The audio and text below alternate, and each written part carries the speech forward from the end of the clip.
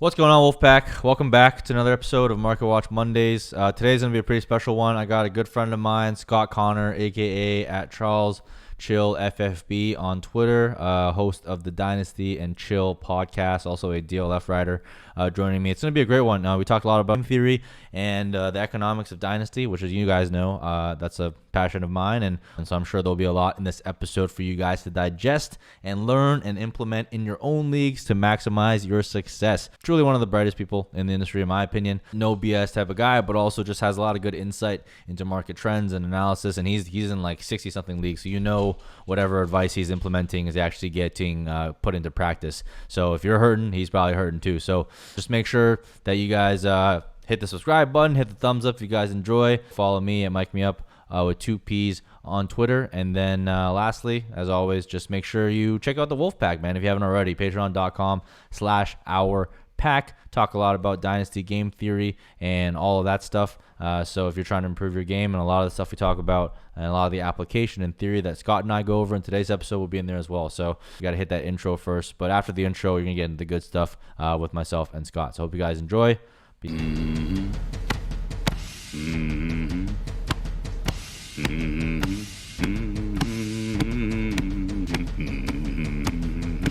What's going on, y'all? Welcome back. Another episode of Market Watch Mondays. Today is going to be a good one. Got the homie Scott coming on the show. Had the other Scott from the Undroppables on a couple weeks back. We got Scott Connor here, Charles Chill FFB. Is that what your Twitter handle was? I think at Charles Chill FFB. Charles Chill FFB. Yep. So look, I've been on Scott's show a couple of times. I figure it's about damn time he came on my show. I think Scott and I jive pretty well together. You know, he makes me think, challenges me on Twitter, makes me think about my own processes, which is what I like, man. I like having people that aren't just like fucking hype man. I like people that come up with different opinions, and we go back and forth, never out of disrespect. We kind of just poke each other's poke the bear a little bit on each other, make each other think, and that's what I love about engaging with Scott on Twitter, and that's why I want to have him on the show. Before we go ahead, as always, I'm your host at Mike Me Up with 2Ps. Catch me on Twitter. Fire me some football related content, not any drama. I'm not really about that right now these days, unless it's humorous and funny. But if you want to talk shit about football, man, hit me up on Twitter. And I'm sure Scott will actually do the same, man. He responds to a lot of folks as well. So we're the same in that way. But Scott, pass it over to you, man. Tell the folks of the show, friends of the show, where they can find you, what you're up to these days, man, and how to just basically support your work. Yeah, man. Appreciate you having me on. It's been, I'll say this. I mean, I've kind of started talking about this more recently, but obviously people know me from Dynasty and Chill, Twitter handle. I have a couple other shows. We do a YouTube show. Shane Manila and I do a YouTube show that's called Manic and Chill, but really it's just we don't have a show sheet. We literally just get on there and like just two best friends catching up. I mean, and it just happens to be that like Dynasty is the major hobby or the top passion in both of our lives. So we just do a show about it.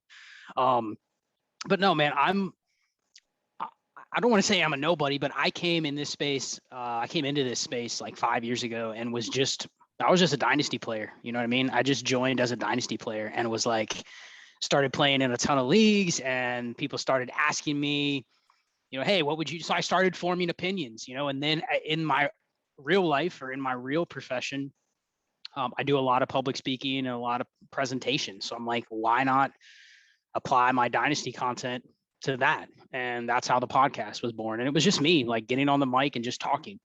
I think the first 20 Dynasty and Chill shows were just literally me talking. And I've listened back to some of them, and it's just like, it's just me talking. That's not where I wanted the show to go originally, but that's how I started, because I was a nobody. 3 or 4 years ago, I didn't really know anybody. I reached out to people and slowly built a following and a network. But no, man, I'm a player. I would give up all of the Patreon, the podcasting, the guest appearances, all of that stuff if you said you can't be a player anymore. This isn't my full-time job. I never want it to be. It's something that I do as a hobby. So what you're going to get from me is going to be real. I'm out there doing it. You know what I mean? And if I'm going down, if you're following me, I'm going down on the same stuff if it's wrong.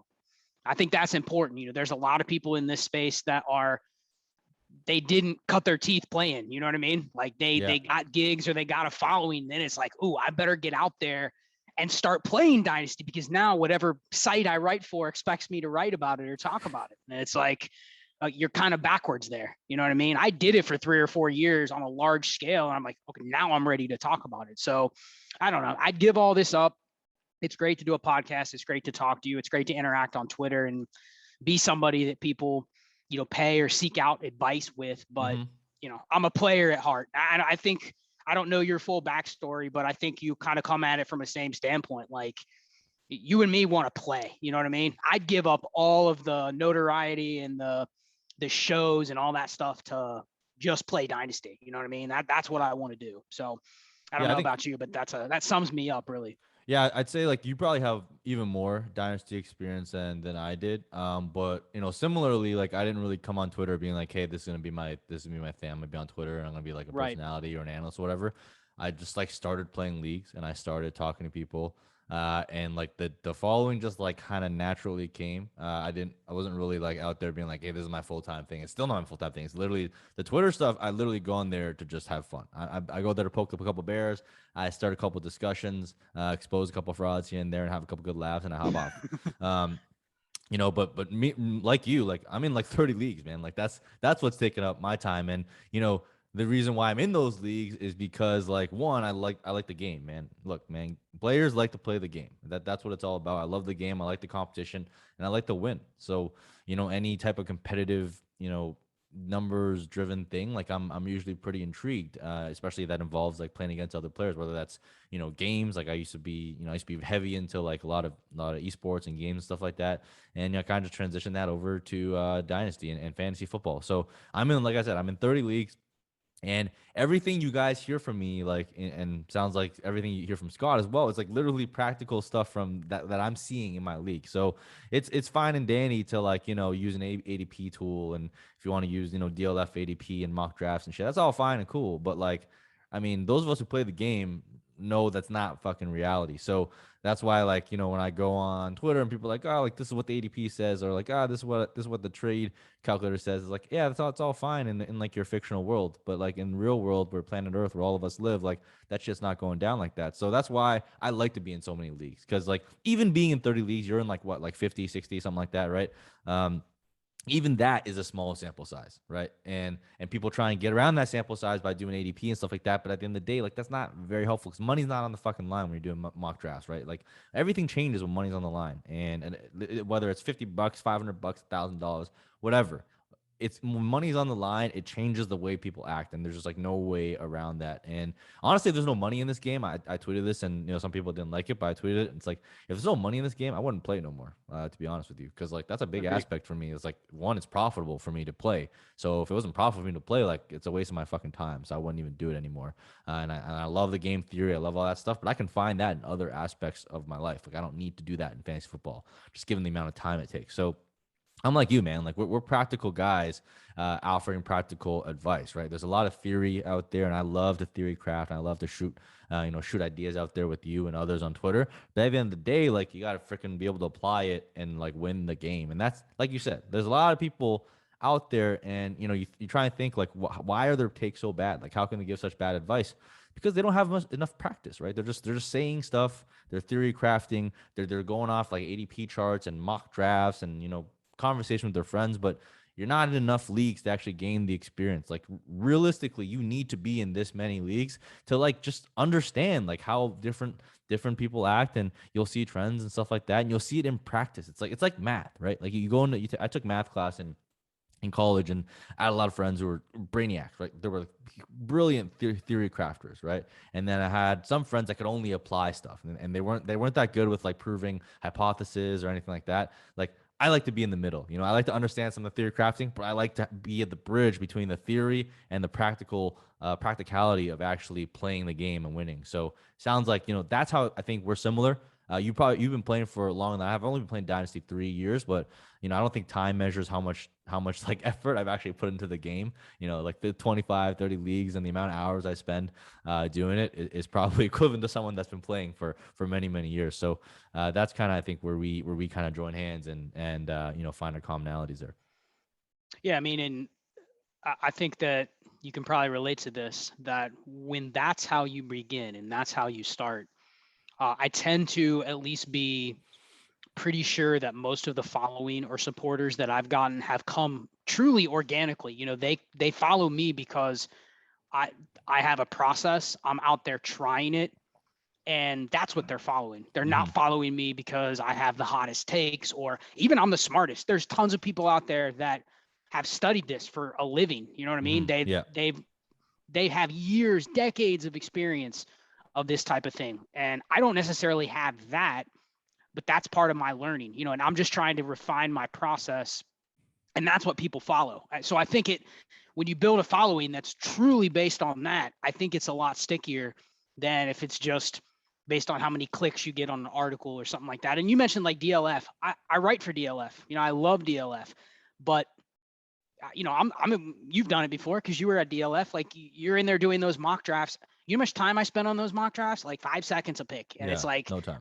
I never is really thinking about how I would actually draft. I'm going based on just value. Who's the most valuable player? Because I know really that's all that really matters, because I don't have any other decisions to make after I make that pick. I'm not going to carry on the league for the next 2 years. So it doesn't matter. I'm just literally who's the most valuable player, I'll pick them. So if you're using that to try to team build, you're using two different things and you're trying to combine them. And then the last thing I just want to mention before we start talking football was, you know, you mentioned the money that's in this. I mean, I've gone through a period when I first started, I was playing in pretty much every league I could. I played in free leagues, $10 leagues, $20 leagues, you know, any league someone would get me in, I'm like, sure, I'm in it. But slowly you have to start refining your process and saying, okay, you know, I would never want this to be my full-time career to where somebody was like, you have to do this much every single day or every single week. It would become something where I'd slowly start to resent it. I would lose the fire and passion that I have for it now. You know, if it was like, hey, dude, Mike, you got to create 60 hours of dynasty content every week to get your salary.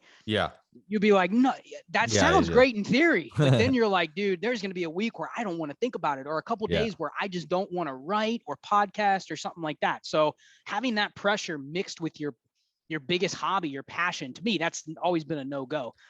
But if you calculate how much time you spend on this stuff, and you really drill down and you go, okay, I don't know, I think I had like $8,000 or $10,000 in dynasty buy-ins in the books last year. Okay. But if you calculate how much time I spent on those throughout the year, dude, I'm making like 3 cents an hour. You know what I mean? Dude, like, it's insane. So to say this is a profitable business, even if I win, you know, 2x what I spent, the fact that I basically am putting in a full-time job's worth of work every week to manage it, that has to be something you have a fire or passion for. Otherwise, it's gone. Because you're basically, when you take it to this point and you're playing in 50, 60 leagues, and you're not the only one. There's a lot of guys out there that are doing the same thing we are and trying to manage, you know, a podcast or a website. And it's like, if it's not in your blood or it's not part of your passion, it's gonna go away. So Look, I think, you know, one of these days, like I might not have the same passion I have for it. And then at that point, I'll just walk away from the game, and it would have been a good ride and I would have loved it. And you know, that's like a thing that I really battled with, you know, when I started launching my Patreon and all that stuff. I'm like, man, like I never want to do this full time. Like I knew that. I was like, I don't really, there's no interest for me in it full time because I don't want to, like, I'm already like grinding content, right? Like I could not imagine doing this like, you know, 24/7, 365. Like I'm doing it right now because I like the Patreon. I like my members, like the community. You know, I like putting out video, and I don't want to miss a Mark Watch Mondays because it's like kind of my baby, right? And just like you, like probably like Dynasty and Chill, that's your baby, right? You wanna support it, but we're doing it out of like passion. Like people think there's like a lot of money in this game, man. There's no money in this game unless you're like make it big, you know, on ESPN or something. But like I don't really think that's for me either. You know, I kind of like the small community that I built. So yeah, it's all about battling that. It's like if you calculate your per hour wages, like, and I fancy myself a pretty profitable fantasy player, right? I fancy myself a pretty good player. That this is the money inflow for me, not a money outflow.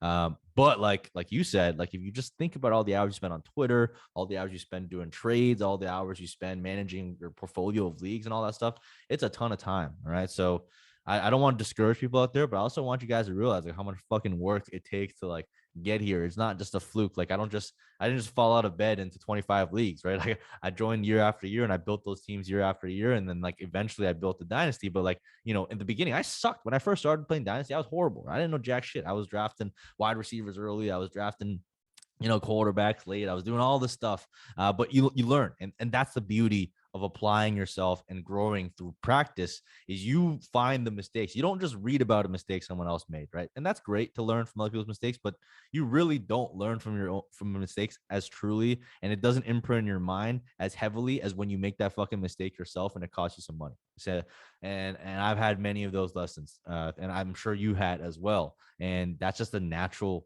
learning phase that we have to go through. So I really do hope that you can distinguish on Twitter between those that are just content, like not really deep in the dynasty game, versus those who are actually playing the game and just trying to show you what's happening. And I think those are two very distinct sets of folks, and both have their value. Don't get me wrong, both sets have their value.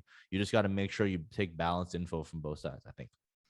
Yeah, I mean, and we can, just to close this off, my last thoughts are you have to know where to use your time. You just said basically, I mean, I could go out and get a job that paid me $15 an hour and I would just work that instead of what I played in Dynasty. Yeah. And just per hour, I'd probably be making more money doing that than what I'm doing in Dynasty. So, I would hate doing that. So I choose to play Dynasty instead. Yeah. But I think the point is, you have to also leverage the people. There's great people out there that are only in one or two leagues. Yeah. But you know what? They're coming up with a lot of the stuff that prompt me to look into something more. You know what I mean? Yeah. Like their content is valuable, but that's because they have time to sit down and go, hey, I'm going to be somebody that researches and writes articles. You know what I mean? And then I take that stuff and go, okay, maybe one or two times I'll have the passion to really dive into something and put out a thread or something like that. But usually I'm relying on other people to do that.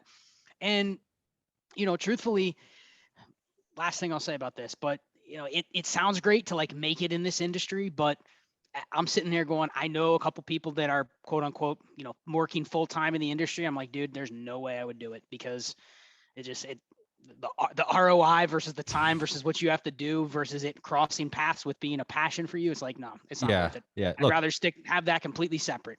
Yeah, exactly. To each their own. Like, I love my full-time job. Fantasy will never make me enough money to make me want to leave my full-time job. I still like my full-time job. I get paid well, and it's a good career. This is a great passion for me, and hopefully it's a good passion for you guys too. But enough about the career advice, man. Yeah, let's go. Let's talk about football. All right, I got a couple topics I want to go through with you, and you and I have been going back in the DMs about this all year long. I love picking your brain about this stuff. But the first thing I want to talk about is quarterbacks. All right, quarterbacks this year seems like is hitting peak value. Now, I haven't been around for 10 years, 20 years. I don't know what they were valued at, 10, 20 years ago. But in a lot of leagues, and you and I are in a couple leagues together, right? First 9, 10 picks, maybe like 90% of the first round are going quarterbacks right now. And there's a good mix of that, right? There's a lot of like studs, you got the Patrick Mahomes, the proven studs right there. You got the Russell Wilsons, right? You got stuff like that. And then you got, some young studs who have proven some, like Kyler Murray, Dak Prescott, and probably good hits, and Justin Herbert, for example. And then you got like rookies in there as well, like Trey Lance and Justin Fields. Now, I want to go kind of bucket by bucket, but overall, I just want to get your thoughts. Like, what do you take over this trend? Obviously, it was a massive scoring year for quarterbacks, right? So to me, a little bit of a knee-jerk reaction, but I also really value your opinion. I know you've been going quarterback early as well, so I want to get your thoughts on, do you think that trend is warranted? Why or why not? And how are you kind of like dealing with that this year? Well, the first thing I'll say is this has been a perfect clashing of two different things that I think's created this. One, and I think a shout out to JJ who posted this, but the quarterback production last year was a record high. And just if you just took the rushing touchdown scored by quarterbacks last year, I think it was 56 more than the year before. And that alone is something that maybe is a little bit fluky. But I think the point is, I'm also a really avid high stakes redraft player. And last year, it really didn't matter how you built your teams, but if you had elite quarterbacks or elite tight ends, you had a good shot to win. Because, you might have not had the correct combos of wide receivers or running backs that might have got you all the way to the top, especially in some of these, big tournaments like FFPC where you're playing against like 12,000 people or whatever. If you didn't have Mike Evans, Stephon Diggs, Alvin Kamara in the last couple weeks, you maybe didn't finish in the top 10 or top 20. But a lot of teams that got there, had Russell Wilson, had Kyler Murray, had Josh Allen, had Travis Kelce, had Darren Waller. I mean, you could have just basically taken replacement level production at the skill player spots. If you had the right combo of quarterback and tight end, you were in the mix. I mean, almost to a fault, didn't matter what else you had around there, you were in the mix. Then we add that. So that, I think, one contributed to, because you remember a couple years ago, everyone was all about, this was back, I believe, in 2017. Everyone was all about receivers. You got to get your stud receivers. And they kind of ate crow the next couple of years because certain running backs stayed healthy and just dominated. If you had David Johnson or Todd Gurley or Christian McCaffrey or Saquon Barkley, I mean, if you had any of those guys and you got them at their beginning market value, if you got David Johnson as a rookie, if you got Barkley, even as the 101, he paid off as a rookie. It doubled what you had to pay, and you had to pay a first round startup price to get him. You dominated if you had those guys. And then, last year it reverted back the complete other way. You had all those guys get hurt. So we go back and forth to where it's like the redraft trend is always, this year again, it's fade running back, RB dead zone. Don't draft one unless you can get McCaffrey. You know what I mean? Everyone's about pushing receivers up. So that seems to trend. I've already seen a couple, flip-flops of that trend already in my 7 years of playing. The other thing is, we now have the trend like we talked about on our podcast when you were on Dynasty and Chill, like back in January. It was, we just have this really awesome class coming in at the same time. It would have been different had we had these quarterback results and then we had a dog shit quarterback class. It'd be interesting to see how people would be pushing up. Maybe not, what if Mac Jones was the QB1? How high would we really push him up? But no, we have Tua, Herbert, Burrow, and then we have the 5 guys this year. It's just like the influx of quarterbacks into the NFL. It just kind of hit at the wrong time too, to where the market is just, you're paying sticker price. So that's all I'll say. Now it could work out. Well, I definitely agree that we're at almost, I don't want to say a saturation point, but I think we're pretty close to where, I mean, how much more valuable can the quarterbacks get? Here's what I'll say, and then I'll kick it over to you. But I think the only difference now that I've seen is I don't think the quarterbacks, at least the high end first round startup quarterbacks, they can't really get any more valuable in terms of, I mean, if you're paying the 103, how much higher can a player go? You know what I mean? Unless he goes to the 102 or the 101. But here's what I've noticed. They've actually reached a range where people don't trade them. People, you can't even get them. I mean, when is the last time someone in your league posted, hey, Josh Allen's on the block, I'll trade him for a running back. Or I'll trade him for 2 picks. You just can't even acquire them. The people that have them go, there's really very little flexibility I have when I'm trading him. If you come to me and you say, hey, I want your Justin Herbert, the first thing I'm looking at is going, okay, what other quarterbacks you got? Well, the only place I'm going to pivot is within maybe like 12 to 15 other quarterbacks in the entire league. And you're probably not approaching me because you have 2 of those guys. You know what I mean?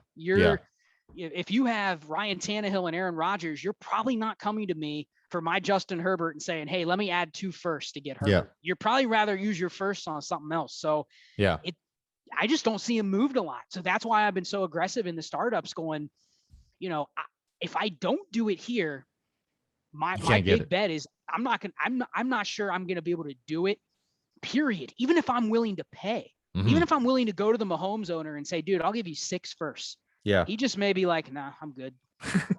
You know what I mean? So it's just, they're to the point. And if you come to me and you say, I want to acquire, your Trey Lance, but I'm not sure what I want to give you. And my answer is almost like, I'm not sure I don't know if there's anything you can give me. I mean, I made a Fields for McCaffrey deal straight up. And I still felt bad about it. I still went, I'm not sure about this. And I'm getting freaking McCaffrey. He's literally the most valuable skill player in the league. So, I mean, but what do? Tell the McCaffrey owner to add a first? I mean, but that's where we're at. It's not even to a value point. It's to a literally, you can't buy the stock anymore point. So where can you go from there? To me, the only way to fall is where it's okay. People start going backwards and trying to sell at the current value because it's not working out. So what's your thoughts?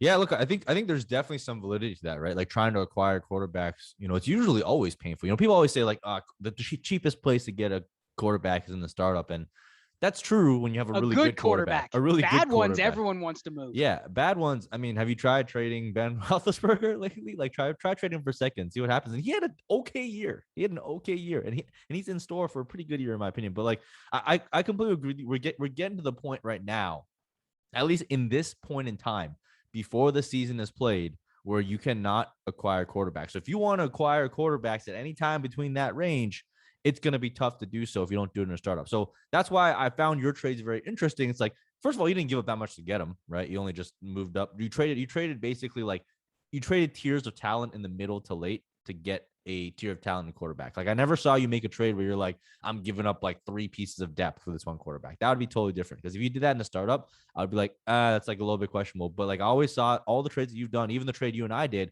it wasn't really like a massive depth loss. It was just more like I'm trading off middle tier talent for later tier talent to get an elite quarterback. So I think in those situations, it absolutely makes a lot of sense. But here's where I'm at, right? Like, so with these quarterbacks, if you get like a Lamar Jackson, right, a Patrick Mahomes, whatever, like Kyler Murray, like all the power to you. I think those guys have shown enough that they'll probably be, in the running for a decent amount of time, right? But where I'm struggling is I love Trey Lance. I love Justin Fields. I've been touting their name for a long, long time. But when you draft a rookie quarterback in the first round and top 10 picks, and you're taking these guys over like a Christian McCaffrey, right? Over some of these guys, I struggle with it because there's really nowhere to go but down almost, right? Like the reason why I was so successful in years past is like after Lamar Jackson's rookie year, he had third round ADP. I'm jumping all over that, right? Third round ADP, you have a lot of room to grow. You have a lot of room to grow into that first round. But when you're getting picked in the top 10, there's just way too much downside. And what happens if what happens if Trey Lance isn't the next Lamar Jackson? What happens if he's like the next Jalen Hurts or something, right? And that sounds crazy to say because I love Trey Lance, I love his draft capital and all that stuff. But even Jalen Hurts had more experience than him in college, right? So there's just I think there's a very wide range of outcomes for some of these rookie quarterbacks, and when you take them in the first round, you're not really recognizing that there's a wide range of outcomes. So that's my issue with it. And when they were going in like the second round, top of the third round, I'm like, yeah, beautiful. I love that. That's great return. But I think the quarterbacks, like you said, have gotten to a saturation point now where like there's like almost nowhere to go but down. And historically speaking, we are just god awful at predicting seasonal finishes for quarterbacks. Now, part of that's due to injury, part of that's due to whatever. And I'd say that we've gotten better. We've gotten a lot smarter. And JJ Zacharyson has covered this a lot. People understand the value of the Konami quarterback now, right? They understand the value of rushing quarterbacks. So that inherently has pushed guys like Justin Fields and Trey Lance up. But still, even accounting for that, it's like I think we're putting a lot of confidence into a basket of assets that we historically are awful at predicting. And then, like you said, it was a perfect storm, right? It blew all production out of the water last year. And, I have a lot of hypotheses for why that is. And we talked about this a little bit on your pod was that, there was no offseason training, right? It was a shortened season with COVID. So offense is going to light it up, right? That was my expectation. Offense is going to absolutely light it up. And now we're not fully back to the normal, but we're back to a stage where there is training, right? There is preseason we're seeing now. So teams are adjusting. Defenses usually catch up in these types of situations. So we're going to see regression hit the quarterback position hard this year as a whole. We're not going to see like all these we're not going to see Aaron Rodgers do what he did last year, like without rushing. That's not going to happen again, right? So there's going to be a lot of regression hitting some of these quarterbacks, and I think even some of the rushing quarterbacks. So for me, it's like, do I want to put all my eggs in that basket in a year where I know regression is hitting? So I'm basically trying to say, hey, if I take these guys, I'm hoping regression doesn't hit these guys and hit someone else, right? That's the bet you're trying to make.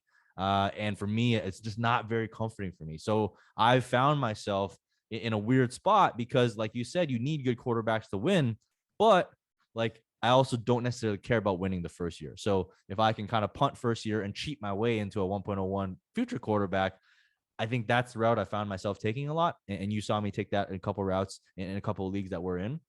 But that's kind of where I'm at. It's I don't know if that's right or wrong, but it's like I think you do have to kind of pick your position. You kind of got to go where you went, which is not just securing one good quarterback, but securing two of them, right? Or you can go where I'm at, where I'm like, hey, I'm going to wait on quarterback a bit and try and get the cheapest rookie quarterback, which is Zach Wilson, and get like someone like Tannehill in the third. So that's kind of where I've been leaning. So I mean, roast me, feel free to roast me and tell me why I'm wrong there, but That's my thought process of how I got to where I am right now. Well, no, and I don't think two things just to talk about. One, the league we're doing. I mean, we obviously made a trade. It's good that we're having this discussion because we literally made a trade that I think fit what we were both trying to do. But even though we kind of agree with where the market is on quarterbacks, right? Like we're not, I'm not saying you're wrong. You're not saying I'm wrong, but we're still able to make a trade in the same startup and get achieving what we both wanted to do. And I think where this is part of what comes along with it that I've been able to exploit this year in startups. I've done probably 12, 15 startups this year already. And what I'm starting to see is, and it was beautiful in this league because obviously this isn't just a 12 team start 10 league. Okay. This is a 14 team start 12 league with hyperinflated quarterback scoring. And so, and there's a lot of sharp guys in this draft that realize that. And so I think you do have to kind of go one of the two routes if you're in a league like this. You picked one, I picked the other, but I think we both took the right route. There were some other people that the worst thing you can find yourself doing is not being aggressive to move up, being stuck going, okay, I've committed to taking two quarterbacks, but I'm too stubborn to make the trade up. I'm too stubborn because I basically said, okay, Mike, I'm interested in your 103. I'm willing to give up. I think I gave you a second, a third, and a sixth round startup pick. Yeah, so here's a trade. It was my 1.03 and my 7.12 and my 9.12 for your 2.09, 3.09, and 6.06. Yeah. So I knew right there, I'm missing out on pretty much every top tier running back. I knew it. You know what I mean? I missed out on every probably top 15 running back when I gave up that second and third round pick. Yeah. However, I've been in enough of these startups to go, okay, here's what I think's going to happen. And here's why. And there's a lot of great minds in this league. But there's a lot of people in this league that I don't think are in the number of leagues that you and I are in. And they probably haven't gone through this same exercise 15 times already this summer. Right. Yeah. So I'm sitting here going, okay, here's what I think is going to happen because this is what I've seen. Yep. I trade up, take a second elite quarterback. Two other people in the draft do the same thing. Yep. Shane traded up, snagged two. Justin Boone traded back in to grab a second one. And he was right on the fringe where it's like, okay, he paid up to get Trey Lance. And that's where you're taking a little bit more risk when you're bumping him up. But what I knew would happen would be exactly what did happen. I'm sitting there. I don't have a pick in round 2 and round 3, right? And I'm just pumping my fist, man. Every time someone takes Tua and Matt Stafford, you know what I mean? Just keep hammering them off the board. All of a sudden, I'm like, it's round 4 and Tom Brady's going. I'm just going every time a quarterback comes off the board, it just increased or decreased the gap between those picks that we traded. Absolutely. And increases the value of your later picks. And it didn't necessarily hurt your picks because you already knew what you were going to do with your picks. And you ended up in this draft getting almost, I would say you have top 4 or 5 pairs of quarterbacks and you didn't have to really pay anything for them. Yeah. There's some people that have some quarterback rooms in here that they don't have enough to really get through this season. B, they don't really have any insulation. And C, are they going to be bad enough to be able to take another one next year in the draft? And you could say it's negative to all of those. And then what? You know what I mean? Here's some examples of what Scott's talking about. And I've seen Scott implement this in a couple of times. And I've talked about it before too, is if you want to go quarterback, you need to make sure you influence the decisions of other people. And the way you do that is by going boom, boom, top quarterbacks off the board. And it causes panic, right? You got to create demand for the resource that you're going after so that it lessens demand for the other resources you need later. And that's exactly why I said, like, you know, when I look at someone that execute this well, it is Scott. Look at these other quarterbacks, all right? Daniel Jones, 4.414. Sam Darnold, 5.2. Matt Ryan, 4.13 is actually kind of okay. I was fine with that. But, you know, like you said, Matthew Stafford in the 3rd, Mac Jones in the 3rd, Baker in the 3rd, Jalen Hurts in the 3rd round, right? And to give you some examples of guys that went after that, you know, Jalen Hurts went ahead of Clyde Edwards-Helaire, Ezekiel Elliott, Aaron Jones, you know, Derrick Henry went in the 5th, right? So what you did really kind of like push a lot of stuff down the line and open up a lot of windows of opportunity, but you need to be aggressive, right? You need to be aggressive to do that. In a 14-team league, that's also easier to do because people panic in 14-team leagues, man. In 12-team leagues, it's a little bit different. But in 14-team leagues, think about it. If everyone owns 2 quarterbacks, you're at 28 quarterbacks. And I know damn well I don't have 28 quarterbacks I'm willing to start for the full season, right? And a lot of those quarterbacks I named, I don't know if they're going to have a job next year. So people are burning like 4th round startup, 5th round startup, 6th round startup value, which is very, very valuable picks on players that may not start because they fucked up and they waited. They waited too long. They either waited too long or they didn't wait long enough. Right. That's the issue you make. So I was perfectly happy with actually missing out on the quarterbacks, but I was in a position where like, yo, Ryan Tannehill is there in the bottom of the 3rd. I'm gonna take him. Zach Wilson's there in the top of the 3rd. Like, I'm going to take him, but I would have been comfortable missing out on them. If I miss out on them, you bet damn well I would not have drafted any of those guys. I would have waited in some of my other leagues. I would just had like no QBs going in, and I would have been like, all right, well, I got a lot of rookie picks, and I'll make up for it next year. So you gotta really take the extremes, like Scott's saying. So that's why I kind of liked what you did there. Yeah, and I think the other thing you mentioned is an important piece, especially in a 14 team start 12 is, and I think I told you this like the second DM that we had when we were talking trade. I said, I'm not giving up my leverage. I think I used the word leverage. I'm not giving up my leverage. And all that means is, I didn't lay out this exact bet that I was going to make that, hey, if 38 quarterbacks go off the board before my round 10 pick, that's going to give me a lot more value. Like, I think we both kind of can calculate that in our minds. And every time a quarterback went, I mean, we got to the point where I built, and this was only the receivers are. I think the receivers went a little too high in this draft too, just based on the scoring. Going crazy. Yeah. But I still built Cooper Kupp, Juju, and Rondale Moore, and I took all of them around after Jared Goff. Yeah. Now, how many leagues? I don't care what the format is. Yeah. Can you go get one of those guys for Jared Goff? No, and it's none. And honestly, even if I had Jared Goff in this league, I'm not sure I could trade him for a receiver, just the way, you know what I mean? So when you draft a guy like Goff in this league, you are almost, I don't want to say you're drawing dead, but you're basically drawing dead because he's not going to be enough to win you anything. He's going to be too much to probably push you down to where, because what do you think is going to happen in this rookie draft next year? The 3 first-round quarterbacks are going to go like 1, 2, 3 or 1, 2, 4. So if Jared Goff and Sam Darnold, and maybe the worst thing you can do is almost overinvest in quarterback when you have 3 shitty ones. Yeah. Because that's going to give you enough strength to be like, okay, I'm going to finish with like the 107 pick or 106. Yeah. And then you're going to be desperate to get a quarterback next year. And you may have one or two of the ones that you picked are going to fall out. And so you just get in this perpetual cycle where you have to do what you did and say, okay, I'm comfortable finishing in the bottom 3 this year.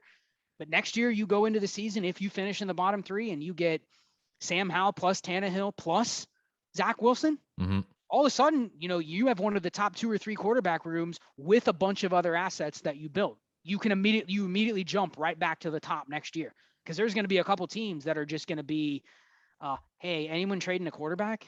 And it's like, A, I don't have a quarterback to trade, but B, we're back to that point where, are you going to trade him quarterback? The only people that are willing to trade quarterbacks are the people that don't care about winning anymore, and that's going to be very limited, right? In most leagues, and I think what's really interesting, I think, about this league, you said they're drawing dead, and I think like they're almost like burning.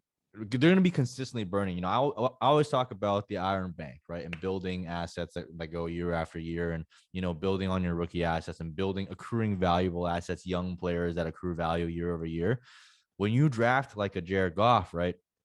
You mentioned like, can you trade a Jared Goff for any of those like first round talent wide receivers? Like, no, you probably can't. So what essentially what you did is you just burned 2 rounds of startup value with that draft pick, right? And then what's going to happen is, does he have a job next year? Who the fuck knows? Like, I wouldn't bet on him having a job next year if they do draft someone, right? And if they draft someone, then you're in a position where, wow, now I need another quarterback. How are you going to move from the 1.07 to the 1.03? You need to give up your future first to make that move, right? And then where are you at? You're at no more picks for the year after that, and you're betting on another rookie quarterback. If that rookie quarterback flops, it's over, right? It's over for you. It's over for your team. Your team is not coming back anytime soon within the next 2 to 3 years. So you kind of like, you have to keep digging this hole where like, if you invest in these bad quarterbacks, like you got to keep digging. You got to keep digging, try and get out. But the problem is you never get out until you realize like, I fucked up, and you just punt. And if this year I've done a couple drafts where I've gone quarterback, and I've done a couple drafts where I've like just completely ignored quarterback and accumulated a bunch of draft picks where like I know for fact that like next year I'm gonna have a top 3 pick, and then I'll replenish quarterback that way. And but the difference between my approach and the Jared Goff and the shitty quarterback approach is you have to give up future first to get there. I got that first by just trading back. in the first round in the startup draft, right? So my risk profile in that scenario is very different from the risk profile that someone took of someone that took a shitty quarterback, finished in the middling of the standings, and then still has to go for a quarterback, right? So it's a totally different avenue that you can explore, and it's just all about managing risk, right? And that's what it comes down to for me this year in quarterbacks, and I feel like a lot of people are mismanaging their risk, like even Justin Boone, right? Brilliant analyst, big top dog guy. He went Joe Burrow and Trey Lance with his top two quarterbacks. And like you said, that's the fringe right there, right? That is the fringe where I'm like, man, I'm probably not trading up for those guys, right? I'm not. I'll trade up for like a Justin Herbert. I'll trade up for like, like a Kyler Murray, like Lamar Jackson, all those stuff, right? But like, I'm not that comfortable trading up for someone coming off a major injury plus a rookie. So you I think he takes on a lot of risk there. And like you said, he paid first round startup value for both of those. So if they hit, great. But if they hit, they probably cost you around where you got them last year, right? But if they miss, if you have a Baker Mayfield like season, right, then you're fucked. Yeah, you're basically fucked, and it's gonna be a tough hill to climb. So that's where I feel like the quarterback landscape is so tricky right now, because there's going to be very, very little room for error, right? And if you're a savvy dynasty player, right, like Scott, and you've planned it out and you know how the depth works and you know how the scoring works and you can kind of build your team that way, you want to make a big bet on some of those quarterbacks, that's fine. But, or if you're like me and you're like, I'm not too comfortable doing it, so I'm going to de-risk myself completely and just kind of go with like a very, sit back and watch and then have the flexibility and the risk tolerance to kind of navigate it as I see fit, that's fine too. But you don't want to be caught in the middle, because much like all things in dynasty, being in the middle is never really a clear path to winning at any time soon.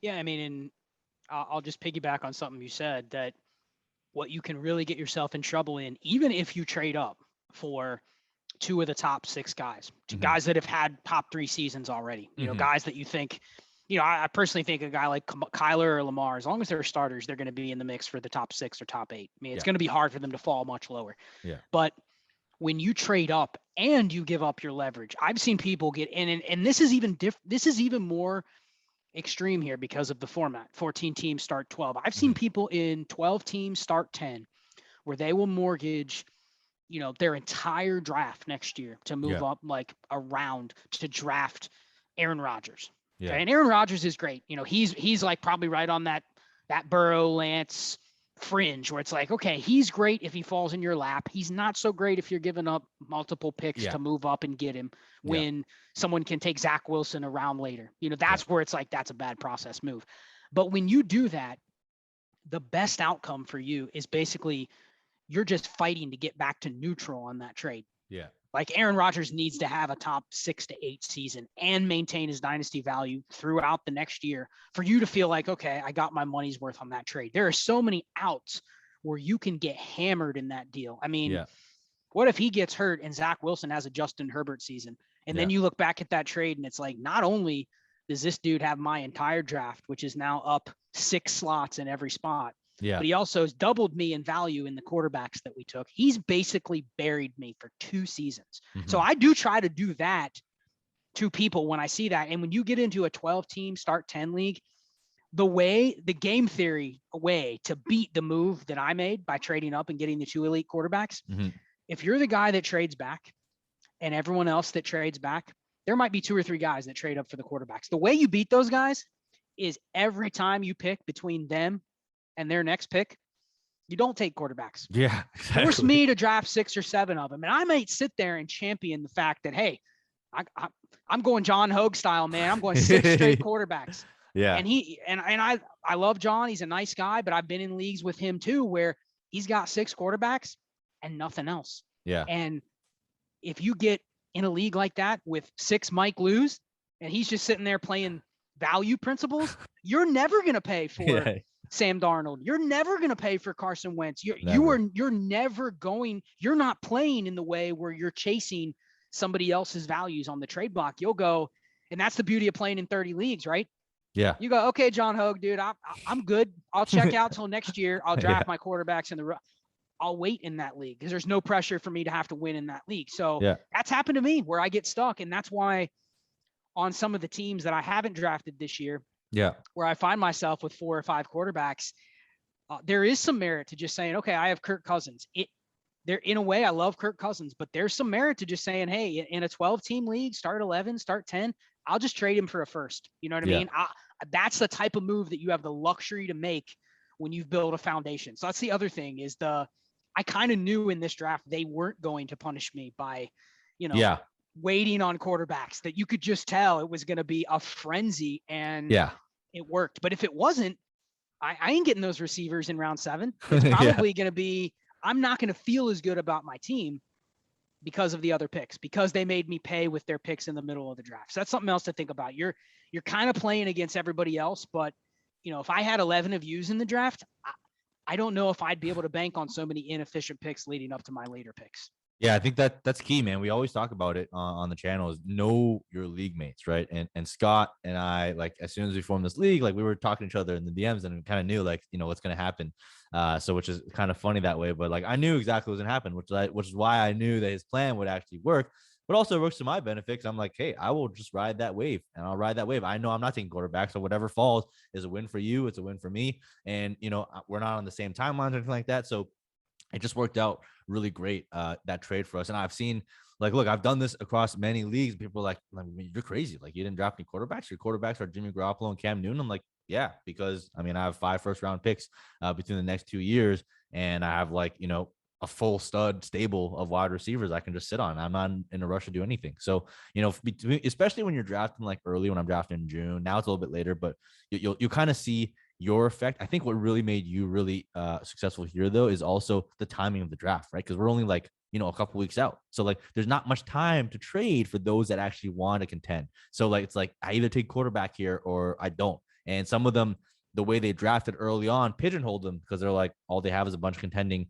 assets. So it's like, I need a quarterback, so I have to reach from this guy. So understanding all those different dynamics is really important, right? I feel like if we were doing this in June, I still think your plan would have played out, but probably to a little bit of lesser degree, because there just wouldn't have been as much of a rush to fill a starting roster. And I talk about all the time, like, don't draft a starting roster, just draft the best value and hope that the ones you drafted trade for more value down the line. And that's kind of my philosophy throughout the time here. So look, we've talked about this a lot because I think it's a really important topic to go over. But there's multiple ways to like slice it. And, you can go Scott's route, you can go my route, you can mix it up, right? And I mixed it up as well in a couple of leagues. But at the end of the day, it also all comes back to understanding your league mates, trying to influence other people's behavior, which is really what I focus on in startup drafts, right? Like, I know that trades that I kick off can lead to other trades. I know the structures that I build can lead to other trades of the same structure, but like, I know that creating panic at positions is really strong as well. So it's really just trying to influence the behavior of others in your draft. And,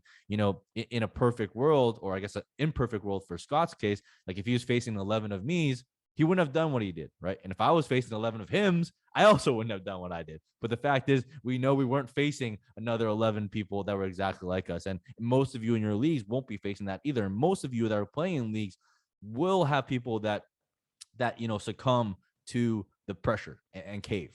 And like, for me, that pressure just doesn't exist. Like, if I can go into a season with no quarterbacks in my roster, I'm like, I don't care. Right. But for some people, that's not a realistic thing. For most people, that's not a realistic thing. So understanding those types of dynamics and understanding that type of theory and how it applies in real life is really, really important to your drafts. And at the end of the day, like, you only get that from experience, from playing with people, from learning and stuff like that, which is why we always come back to our mantra, which is like practice, man, just like real life practice. And it's not even practice. It's just like, it's reps, because I'm actually putting money into these leagues. So it's not like I'm just like winging it and being like, okay, fuck it. It doesn't matter if I fucked up. If I fuck up, it costs me money. So it's just getting those reps. So it's been super intriguing. You and I joined like 3 leagues together this year? Two leagues, 3 leagues. Yeah. And I think you just hit the nail on the head. I mean, this has nothing to do with Dynasty, but I listen to a lot of RotoViz content, and they recently did a high stakes draft with 11 of their subscribers. So basically, they're paying $200 a year for the RotoViz subscription. And they podcasted about this draft, and has nothing to do with Dynasty, but the draft was basically 11 Sean Siegels drafting against himself. And so when you get into that, they talked about it on the podcast. You need to be able to, and this is what comes with doing 100 startups over 10 years or 6 years, whatever it is. You are able to read. I mean, obviously we knew a lot about each other coming into this league. Yeah. Okay. Because everyone has a following, everyone has a podcast, a website, whatever. I mean, I kind of have an idea. I could spend 10 minutes and figure out kind of what everybody's all about, their basic general strategy. But you need to be able to read the room as it's unfolding and as people are showing their true selves and go, okay, this is how this appears to be going. I'm going to shift and make this bet right now. Otherwise, you get into this RotoViz draft where you have 12 people that are so stubborn. They're all drafting the same way. And then you look up and you go, holy shit, I was taking a guy in round 5 just because of my roster construction and process. And meanwhile, a guy with a round 4 ADP is there in round 9 because everybody ignored him for 4 rounds because they were all so hyper focused on their process. I tell my patrons this all the time. My worst nightmare is to sit here in the last year and a half. I've been teaching them a lot of my process. But if you line me up right now and I have to play against 11 people that are like myself, which basically a lot of them are, you know what I mean? They know exactly what I'm going to do. Yep.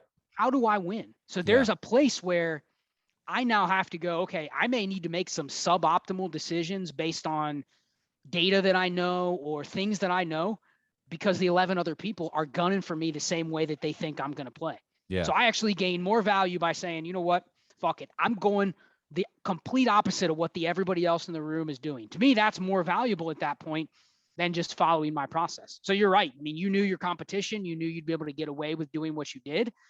But if you were playing against 11 of yourself, you'd be like, I need to find a way to outthink the other 11 guys, which are just like me. So it just makes it, you got to be able to adapt and recognize the room early and go, like that other startup we did, the Devi startup. Like I immediately realized that the Devi picks are basically free on your taxi squad for a year. They don't count as a roster spot. And it's like 28-man rosters. Yeah. So I'm going, I've been in a 12-team, 28-man roster league. There's dudes on waivers I want to pick up. Yeah. There's running backs I want to pick up that could be 3rd on the depth chart. So I'm going to get my share. I think you ended up with like 10 Devi players and I ended up with like 9. You know what I mean? We just took the Devi guys going, okay, maybe these aren't better than the quote. Maybe you wouldn't trade this guy for this startup player. Yeah. But it's not just 1 for 1. On the back end, I'm going to have much more flexibility later when waivers run, when there's trades, because I have all this talent that's stashed that doesn't cost me anything for a year or two. So that's another thing where I didn't plan on that going in, but I'm going, okay, you're really going to let the Devi players just slip and slip and slip. Yeah. And you're taking, Ronald Jones over a Devi player, you know what I mean? And that's a guy I like, but he's a neutral value player. The only value he has is what's he doing for your lineup. Yeah. So recognizing the room and being able to adapt on the fly, and you're going to whiff sometimes, man. Like you adapt on the fly and you go, oh shit, that was a mistake. But you got to be able, you can't just play a conservative and stick to your plan. You got to change as the board develops. Yeah, absolutely. That Devil League you're talking about, Animation Domination, hosted by Tom, the homie, and I have 1, 2, 3, 4, like 8 Devi players in that league, and I thought Devis were just so undervalued in that league. I got like Bijan Robinson in like the 3rd or something like that, and I was like, dude, there's like 20 guys that flew off the board that I would have taken him over. So, and then I remember you got Amir Gibbs at an incredible value as well. So it's a 36 team league though. So you have to do something even more extreme to beat 35 other people, right? Yeah, exactly. So it's not even just the players. It's like you almost have to do a productive struggle type approach in that league. Otherwise, if you don't win in year 1, I guarantee there are 12 to 15 rosters better than mine. You know what I mean? Guaranteed. So so it's tough. And you're talking about the worst nightmare. I'm about to live that worst nightmare. So I'm doing like an alphas only league for the Patreon members. And it's me versus 23 other people. So it's gonna be a 24-person team, 2 copy. I've been bugging you in your DMs about how to set that shit up in MFL. But it's gonna be a nightmare for me because like they have my ranks every month, right? It's in there for them. But like at the end of the day, like the rankings are there for like guidance, right? Like if it was just as easy as taking my ranks into every draft and being like check, like it would be an easy game, right? But I'm always trying to read the room, and I do stuff that's unconventional that might go against my rank. So it's gonna be super interesting. But that's gonna be the toughest league I've ever been in because they know all the stuff about me, right? And I know really nothing about them other than the fact that they support me. And sometimes they agree with me, sometimes they don't. But all I know is that a lot of them are gonna think very similar to me, and a lot of them are gonna try and implement the same maneuver. So like you said, I'm gonna have to think of some way to like just not do the vanilla stuff that I usually do and try and come out on top. But that's gonna be the toughest league I ever play in, because I've been in analyst leagues, I've been in like, high dollar leagues, I've been in all kinds of leagues, but to me, that's going to be the hardest league to do, just because of the asymmetric information flow of like me flowing information to them and then like nothing flowing back. Right. So that's going to be an interesting dynamic for me to deal with. Yeah. But the other thing I want to talk about, one other big topic, and we had some back and forth on this on Twitter, 2022 versus 2023 rookie picks, right? We've heard it all. We've heard it now. Like 2023, already the best class ever. And you and I have gone into it. A lot of stud running backs. You can list like 4 or 5 right now already, and it's a couple years out that are probably going to top those charts. And really the strength of a rookie class is determined by running backs and quarterbacks, right? Because those are the most valuable positions as we know it. But in a lot of trade negotiations, stuff like that, earlier on in the offseason, I was able to get 2023 picks. And even last year's when I really started getting 2023 picks. I'm like, oh, you don't want to give away your 2021 first? Cool. Just give me a 2023 first plus like a second, right? And to me, that was a much better value than getting a 2021 first, right? But now it's like swung the other way, where like in leagues, it's almost like hard to get 2023 first. Like if you have the choice between the 2022 first and the 2023 first, normally time value of money dictates that the 2022 first should be worth more. But I think right now what we're experiencing is a marketplace where the 2023 first is worth more than 2022 first. I don't really think that's necessarily wrong per se, right? Because of how strong that class is versus 2022. But I feel like we've gotten to, the pendulum has swung so far that like the gap is even growing, and people are more or less like willing to toss away the 2022 first because of the common narrative that the class is not that deep, right? So I want to get your thoughts on this. What is your overall view on like the 2022 versus 2023 class, and how are you handling rookie picks that you have, or how are you handling targeting rookie picks that you're trying to trade for, whether it's startups or in your current leagues?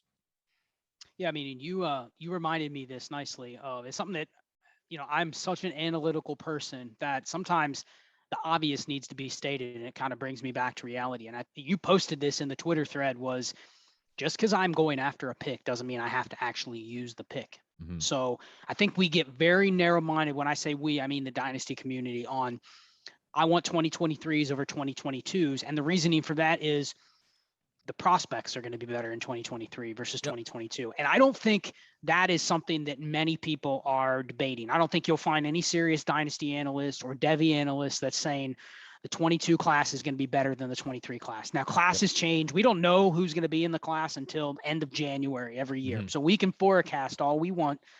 Now, I mean, the argument for the 2023 picks is, I mean, I had Jarek Backus on the podcast a couple weeks ago, and he basically broke down, we have 8 receivers already in 2023 that have already hit, a sub 19-year-old breakout age or an adjusted market share that basically puts them, if you just want to give them, Elijah Moore, Rondale Moore, Rashad Bateman, like that, we have 8 of those guys. Maybe we don't have a Chase, maybe we don't have a Lamb, but we have 8 of those guys that we're pretty confident, based on historical data, are going to be top 2-round NFL picks. And we know if they're drafted there and they're early declares and they come in the NFL at 21 and they have this profile, they're going to be slotted into the first, what would you say, 20, 24 picks of a super flex draft. Absolutely. Easy. They're just easily. there. They're just there. Okay. So that's eight receivers right there. Now that's assuming that all 8 go pro.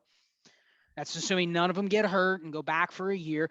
But there's also, there's guys that can break out as sophomores, young sophomores. I mean, so the class could be as many as 10, 11, 12 receivers. It could be 7 or 8. But I think the point is, when we're this early, if you look back on the last couple classes, we were never this far ahead. So that's the first thing, receivers.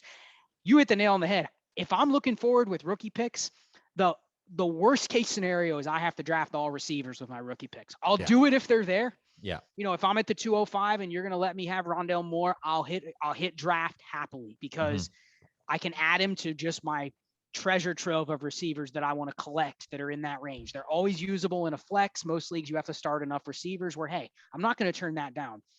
But when I trade for a future first, really my eyes with that first are, part of the value that I'm buying is, man, what if that pick jumps into the top 4 or 5? Yeah. And I'm staring at a round 1 running back or a top 15 quarterback. That's where I now have the leverage to go, oh shit, I have 3 top 12 quarterbacks already, and I just happen to luck into the pick that's in the tier where I'm going to get Trey Lance or Justin Fields. Now I have just giving an example this year. Now I have massive leverage over the dude that drafted Jared Goff in the startup, and he's sitting at the 107, and he's desperate. I now control that market. So that is why I acquire future picks, at least where the current landscape is how many good running backs are going to be in the class and how many good quarterbacks are going to be in the class. And that's how I'm judging it. So receivers are just gravy. Receivers just means probably your late first through early to mid seconds are going to be even better in that class than in other classes, which helps the perception of the picks.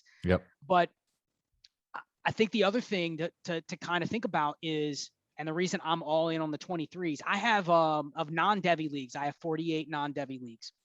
And I'm all about trying to contend and try to acquire the future picks on the margins of the assets where I go, okay, this sucker is dumb enough to buy Michael Gallup for a first. I don't care what my team looks like, I'll sell. You know what I mean? That kind of move, if I can sell wide receiver 3s or running back 2s for future firsts or non-top 20 quarterbacks for future firsts, I will do that sight unforeseen regardless of the status of my team, because most likely they're not in a range that is impacting like the win rate on my roster that year. You know, if I need Derek Carr to be a playoff team or not, I probably shouldn't be going for a playoff spot. So the point is, that's how I acquire the future first. I'm not trading elite assets to get more firsts. So a lot of my firsts have just been grinded out deals where, you know, I'll give up Bryan Edwards in a second for a first, you know, that type of deal where, okay, I'm just trying to accumulate firsts. But I've got 71 firsts in 2023 already out of 48 leagues. And part of my strategy is not only how good the class is going to be, but I also think we're going to see a group think where we're already seeing the group think to where you're going to get to next year's class. And this is where I want to get your thoughts on somebody that still wants to acquire 22 picks. We're going to get to a point next year, once the class is defined, once we know who's in it, how they test, where they're drafted, there's going to be that period where everyone's going to be kind of critiquing the class. And most of the time on fantasy Twitter, it's everyone shits on the class. It's not as good as we saw. It's not as good as we said it was going to be. Right. But there's going to be that point where people are going to go, you know what? I'm just done with 2022 picks. I'll take them if I have to get them, but I'm not trading my 2023 first for a 109 to draft the wide receiver 4. You know, like that is a negative EV move to do that, because you already know it's a 109 that you're getting, right? You're giving away part of that ambiguity that, hey, that pick I trade away could be the 106. And if it's in a class that's 50% better, it's really like adjusted value this year would be like a 104. You know what I mean? And that's a terrible trade. So I think we're going to start seeing that. That's one of the biggest bets I've made, is we're going to see the fading of the 2022 class earlier than expected, earlier than in other years. Partially because it's not a great class, partially because the 2023 class is going to be so good. So it's not that I don't want them. If I have a player that I say I'll take any first for, and all you're willing to give me is a 22, I'll still take it. But I also see that 22 as I have maybe a little bit more work to do with that 22 to get it into the range where I'm going to feel real good about it, if that makes sense. You know, I got to then reflip it in another deal to try to get more leverage for 2023. Or I want to what I'll probably do with a lot of my, I have 54, 20, 22 picks out of 48 leagues. What I'm going to try to do is use a lot of those to either kick the value forward, or quite frankly, I may cash a lot of those in the season for points. You know, if I can buy an injured Jerry Jeudy who's out for 6 weeks, you know, I'll do that kind of thing, maybe more than in typical years, just because of my perception of the class. So that's where I'm at on the classes. This is a big bet. This is a big bet of mine that we're going to see a repeat of 2020 with 2023. The one thing that could throw a wrench into it, which I want to get your thoughts on as well, is I do think the 2022 quarterback class, with what do we talk about for the first half hour, right? Like how crazy the quarterback craze is in the NFL and in Dynasty. There's some real intriguing quarterbacks that could come out next year that if they do get the draft capital, you know, we know Rattler, but there's 3 or 4 other guys that I go, you know, maybe they're not Justin Fields or Trey Lance, but they're not that far off. And they get drafted in the top 15 or top 20, Matt Corral, Malik Willis, Jaden Daniels, like some of those guys, if they have a great year and they get that draft capital, all of a sudden the middle to back half of that 2022 first round is going, damn, there's 5 quarterbacks now that I have to account for. Then I may regret maybe fading some of those picks. So I think, that's the one thing that I could be wrong on. I'm kind of banking that the quarterback class is ambiguous now, Mm-hmm. unpredictable, but it's in the range of outcomes next year that we see 4 or 5 of these guys rise up to where we're looking at another dynamite rookie class, at least perception wise, before we even get there next year. So that's the one caveat. Yeah, I think betting on the 2023 class is not a bad bet at all. And I think like I made that bet last year. So like I started acquiring, I love acquiring picks like 2 years out, right? So, but I do think there's definitely some validity to what you said, which is, the 2023 class is so strong and that hype will keep building. The group think will keep building, that trying to flip 2022 into 2023 might not be as easy as people think. And I think that's absolutely valid, right? That's a great point. And that's a bet I made too when I went back in 2023. But what I think about the 2022 class, I don't think it has to be mutually exclusive. Like I can bet on the 2023 class and still capitalize on 2022 value, because like people are already fading 2022. It's like I'm going in trade negotiations like, look, 2023 is off the table, but you can take my 2022 and in a second. I'm like, okay, cool. I mean, I'll take that, because I think the value still between now and then is still going to increase, right? If we think back to a year back from where we are now, like we knew this class was going to be horrible running backs, right?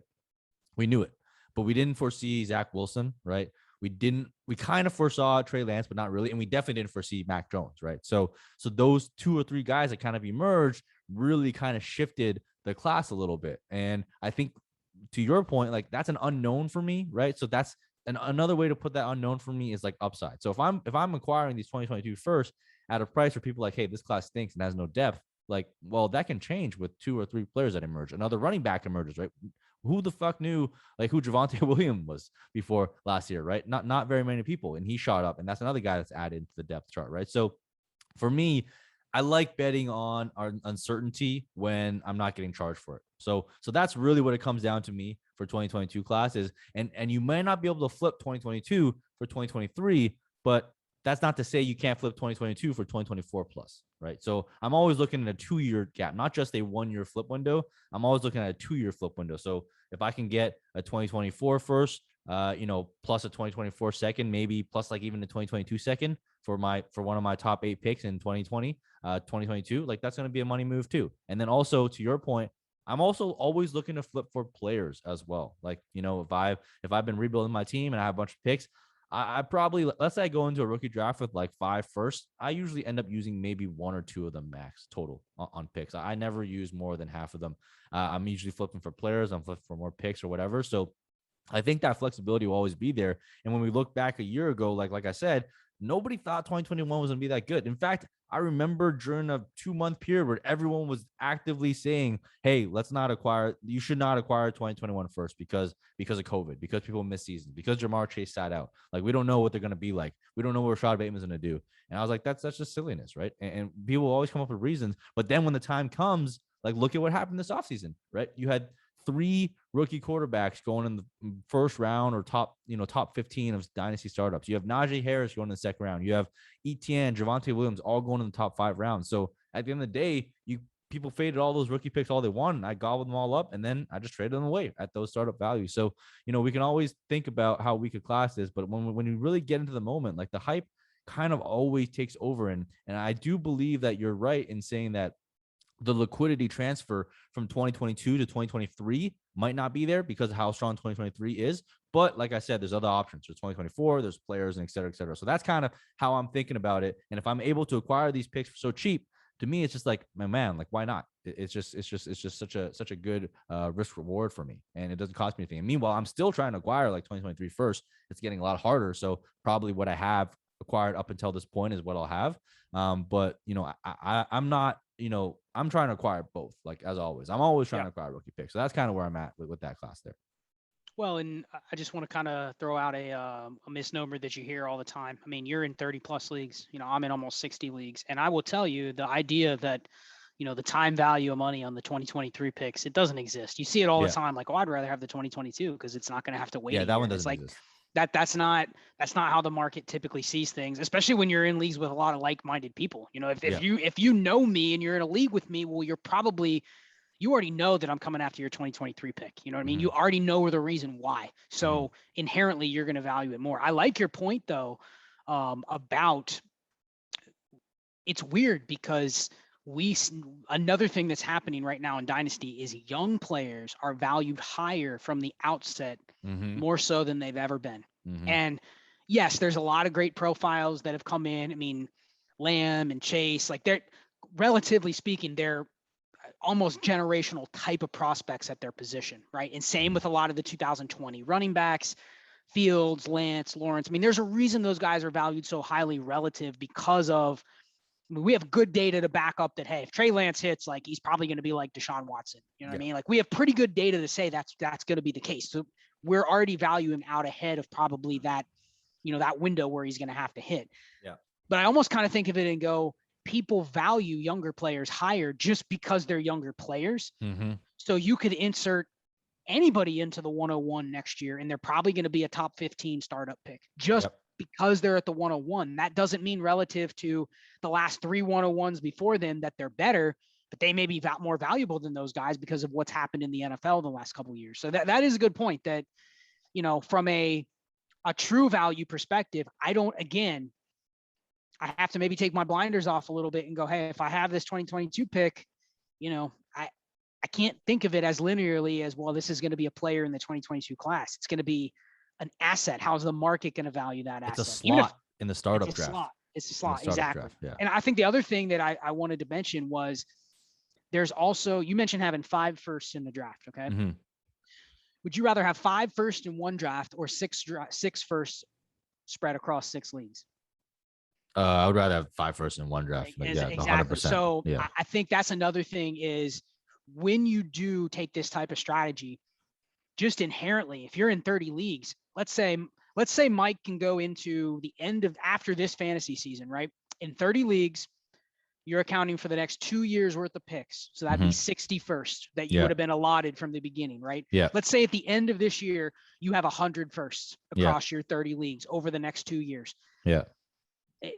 Just by default, do the math. That's an average of 3.4 firsts that you have in every league. Mm-hmm. The amount of now ability to leverage the other people that don't have any picks, that are screwed, that don't have a quarterback, that are feeling shaky about their running backs, that are desperate to make a move. Yep. You've actually gained more value than just those 3.4 picks per league. You know what I mean? You've almost doubled your value because you now, I mean, just imagine sitting on the clock in 2020 and you had 6 of the top 12. Yeah, I don't have to imagine. You control exactly. You control the draft. Yeah. You may have your own needs, but you can sit here and just pinpoint on the board going, you know, we were both probably in those situations where I'm going, okay, I'm going to take this guy at 103 because I know 104 is probably going to behave this way and 105 is going to try to trade up. Yep. I got 106 and 107. I guarantee if I do this, I'm going to get this and this at 106 or 107, or I'm going to get one of these guys at 106. Then I'm going to shop the 107 for a trade back and a future first. And you just control so much of the draft that you gain value then, and you don't even know it until it's there. You know what I mean? Yeah. That's clustering those picks is more valuable than just accumulating the pick itself, is having that control when you get on the clock. Yeah. Especially the way we value young players now. It's you can't even measure it really. Yeah. I talked about this with Scott from the Undrafted as well. And, you know, we talk about it all the time, but like, I'm not just buying picks, man. I'm buying control. Like, that's what I want. I want to buy the power to influence other people's decision making. And when we talk about controlling a draft, that's what I mean. You talked about it perfectly. I was sitting there in 2020. In 2019, I punted, right? And I was from the startup draft. I knew it. I drafted 0 running backs. The first running back I drafted was Matt Breida in like the 12th round or something, right? And in 1 year, I went from 0 running backs to Alvin Kamara, Joe Mixon, Jonathan Taylor, Clyde Edwards-Helaire, right? In 1 year. And that team would have won if we had like reseeding in the playoffs, but something fucked up. It pissed me off. Anyways, I don't want to talk about it, but that team is going to dominate for many years. And the only way to do that is when you can exert control and influence. And the worst thing, and Scott brought this up too, in the prior podcast, the worst thing you can do is be that team that just has 1 rookie pick a year. And you're just sitting there and you're making 1 pick a year and you're not making any impact. You're taking a little pebble and you're throwing in the pond and hoping for the best, right? You want to take a fucking boulder and smash it into a little sidewalk pond. And then the only way to do that is to control the draft. So if I have all these draft picks, you know, if you look across my teams, I have very little teams that are like, hey, I have 1 draft pick this year and 1 draft pick next year. My teams are either I have like 5 picks this year, 3 picks next year, or I've like gone to a point where I'm like all in and my team is like draft studded, ready to just push the pedal to the metal and just compete. So I have very little in between. Like I said, never live in the middle in Dynasty. I'm always on the extremes. Either my teams are absolutely crushing it or I'm absolutely going to crush the draft. Those are the two things I'm trying to buy. And I'm trying to buy control at the end of the day, man. And I think that's what people don't realize is like they look at a rookie pick and all they see is a player. I look at a rookie pick, I don't even see players, man. I just see this is going to buy me this slot in startup value next year. These 4 picks means I'm going to control the first round. And I know these other guys don't have any picks. So I'm going to charge them X percentage premium when the time comes for them to get a slot in this draft. That's how I think about rookie draft picks. And those are the peripheral values that people don't think about that I know you understand because you do the same things as I do.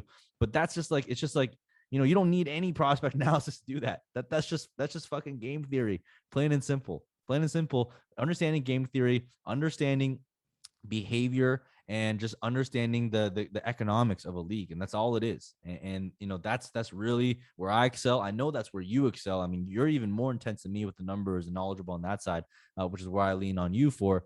But at the end of the day, like this is the edge in Dynasty, right? And it's a niche edge, and you and I think that it's like common knowledge because we're always talking about it, we're always thinking about it, but we're like the sub 1% of the population, right? So for those you listening to our podcast in your home leagues, in your other leagues, I guarantee you people are not thinking about this because that's not where the coverage is. Everyone's talking about prospect analysis. Everyone's talking about the best rookies or the best values, the best sleepers, et cetera, et cetera. We're really like, if you want to move mountains and dominate leagues, like this is where the money is made, right? And understanding these types of concepts, applying it in your leagues, and just dominating those drafts, like it's such an easy game when you break it down like that, and just most people aren't really willing to focus on it, and that's the problem. Well, and I think it's maybe Dynasty will evolve over the next 5 years where kind of what we're talking about becomes a little bit more ingrained in the behaviors of a lot of the people we're playing against. Yeah, I've already seen it. I mean, a lot of the stuff that I even did in 2017 or 2018, it doesn't work anymore because a lot of people are sharper. They go, I'm not going to trade a draft pick, even if it's a third or a second. I'm not going to trade for this dead zone asset, a wide receiver 80 or something like that. You used to be able to go through and I'll go, oh yeah, this guy had a highlight in preseason. Trade him a third for me. I used to do that sight unforeseen. Now it doesn't work a lot, but I do think there still is an edge. The easiest player to play against in a league is the player that thinks they can out project players. They can out project numbers. They can out project, how a team is going to perform or how a coach is going to use a player, or just quite frankly, who is going to be a better NFL running back or a better NFL receiver. If you tell me the only advantage you have on me is you're going to be able to predict the outcomes of players better than me, I'll go up against you at any point. And that's it, because that is the least. I don't even bother doing that stuff because I go, first of all, I wouldn't be the best at it, right? Yeah. So I'd already be average in trying to do it. But B, I think that is probably one of the least predictive things we can do is go, oh yeah, I really like this receiver 3 because their offense is going to throw it 600 times. Like you those things ingrain into your thoughts when you're talking about players. But to sit here and say, I'm so sure of this outcome, when really maybe you're making like a 50-50 bet that you're going to be right. Oh, at best. At best. So it's just, it's, we talked about it with the startup draft. Like if you're going to just say all I can do in a startup is just pick from my slot and I can't trade, essentially it just comes down to who picks the right guys, right? Who gets lucky and who picks the right players. And you and I are probably no better at at doing that than the average player, but that's not where the edge is. Yeah, absolutely. Look, that's all I wanted to cover today. I want to thank you, man, for taking time out on your weekend to hop on with me. This is a long time coming. I've wanted you on my pod for a long time. I just want to make sure we had the right meat and the right discussion topics to go over. And I feel like we have. I mean, we've talked about some hard discussions and some hard topics and some good strategy stuff I think people will really value. But before we dip out, man, I want you to let people know once again, how do they support you in your work? How do they find your work? Where do they check it out? And I'll have all the links in the YouTube comments as well for everyone. But I want them to hear it from you. Yeah, man, appreciate you having me on. I know we definitely tried to make this happen for a while, so I appreciate the time. I love. We could probably go on for hours and hours and hours. So good stuff. Thanks for having me. At Charles Chill FFB Dynasty and Chill podcast. We do have a Patreon. I mean, we have. I plug our Patreon whenever I go anywhere. But again, what did I talk about at the beginning? It's an organic thing that's been built up over almost 2 years. we have 100 some members in there, and it's all people that are thinking like you and I, or want to think like you and I. A lot of guys are just getting started. You know what I mean? They're just learning about how to build a portfolio of teams. And, how do I do this? I'm only in my second year of dynasty. I can't make the same decisions that Scott can, because he's been playing for 7 years and has 60 leagues. It's a little bit different, but they want to learn. They want to learn the process, and they want to say, maybe my time won't be until 2024 to do this, but they want to learn the process. So, check it out. It's patreon.com/dynasty and chill. And I know you have a great community over there with the Wolf Pack, and the best benefit of it is it attracts like minds.